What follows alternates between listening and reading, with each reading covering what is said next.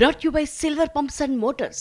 Top quality और consistent performance के लिए सिर्फ सिल्वर पंप्स नाम याद रखना। పారామెడికల్ సిబ్బంది 6000 పైగా పారామెడికల్ సిబ్బందిని ఎల్బీ స్టేడియంకు పిలిపించి ఉద్యోగాలు వచ్చిన వాళ్ళనే కాదు వాళ్ళ తల్లిదండ్రులందరినీ కూడా హైదరాబాద్ నగరానికి ఎల్బీ స్టేడియంకు రప్పించి వాళ్ళ నియామక పత్రాలు ఇచ్చిన మాట వాస్తవమైతే ఈరోజు నరేందర్ రెడ్డిని గెలిపించండి.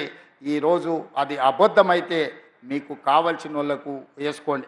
ఈ విధంగా వివిధ శాఖలలో 55,163 మందికి ఎల్బీ స్టేడియం సాక్షిగా ఒక్కొక్కరిని వాళ్ళ కుటుంబ సభ్యులను వాళ్ళ తల్లిదండ్రులను పిలిపించి వాళ్ళకు ఉద్యోగ నియామక పత్రాలు అందించి వాళ్ళ కుటుంబాల కళ్ళల్లో ఆనందం చూసిన మాట వాస్తవమైతే ఈ పట్టభద్రులందరూ కూడా ఇవాళ కాంగ్రెస్ పార్టీని గెలిపించండి అని నేను అడుగుతున్న మిత్రులారా.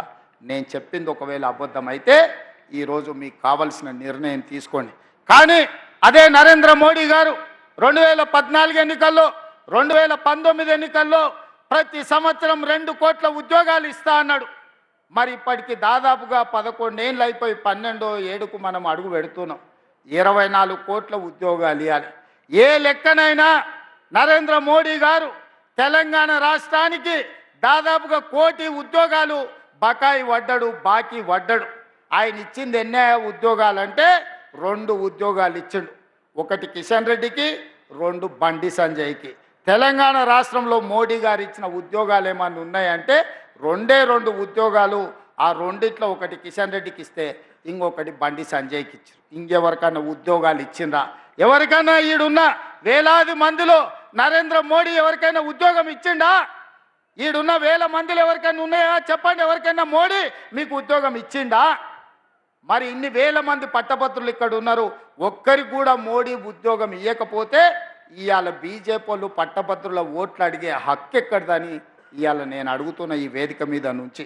ఇవాళ ఫీజు రియంబర్స్మెంట్ కానీ లేకపోతే ఐటీఐలను ఒకనాడు ఐటీఐలు అంటే ఐటీఐ చేస్తే ఉద్యోగం వచ్చేది. ఇవాళ ఐటీఐలో చెప్పే చదువుకు బయటకు వస్తే సంబంధమే లేదు. సర్టిఫికెట్ ఉంటుంది, వాడికి పని ఏం చేయాలో తెలియదు. అందుకే టాటా కంపెనీతో మాట్లాడి ఈ ఐటీఐలను అడ్వాన్స్డ్ టెక్నాలజీ సెంటర్లుగా మార్చాలి అని 2,400 కోట్ల రూపాయలు ఖర్చు పెట్టి రాష్ట్రంలో 65 ఐటీఐలను అప్గ్రేడ్ చేసి ఏటీసీలుగా మార్చి అక్కడ శిక్షణ పొందిన వాళ్లకు టాటా సంస్థలనే ఉద్యోగాలు ఇచ్చేటట్టుగా ఈరోజు టెక్నాలజీ అప్గ్రేడ్ చేసింది మన పార్టీ, మన ప్రభుత్వం. నేను చేసింది నిజమైతే మీరు మీ కుటుంబాలు కాంగ్రెస్కు ఓటేయండి. నేను చెప్పింది అబద్ధమైతే మీరు ఎవరికి ఓటేసుకున్నా పర్వాలేదు. ఇవాళ డాక్టర్లుగా, లాయర్లుగా, ఇంజనీర్లుగా, పట్టభద్రులుగా మీరు సర్టిఫికెట్లు తీసుకుంటారు.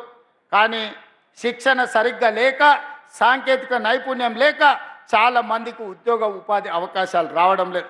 అందుకే ఈరోజు వివిధ పరిశ్రమలల్లో మీకు ఉద్యోగాలు రావాలి, పట్టభద్రులు బాగుపడాలి అని యంగ్ ఇండియా స్కిల్స్ యూనివర్సిటీని దేశంలోనే ఎక్కడ లేని విధంగా పబ్లిక్ ప్రైవేట్ పార్ట్నర్షిప్లా ఈరోజు మనం ఫ్యూచర్ సిటీలో దేశానికి ఆదర్శంగా ఉండే విధంగా తీర్చిదిద్ది ఆ యూనివర్సిటీకి చైర్మన్గా Mahindra group of companies chairman Anand మహీంద్రాను ఈరోజు చైర్మన్ చేసి వాళ్ళకి శిక్షణ ఇచ్చి ప్రతి సంవత్సరం వేలాది మంది నిరుద్యోగులకు శిక్షణ ఇవ్వడం ద్వారా ప్రైవేటు పరిశ్రమలలో వేలాది ఉద్యోగాలు ఇవ్వడానికి ఇవాళ మనం ప్రయత్నం చేస్తున్నాం.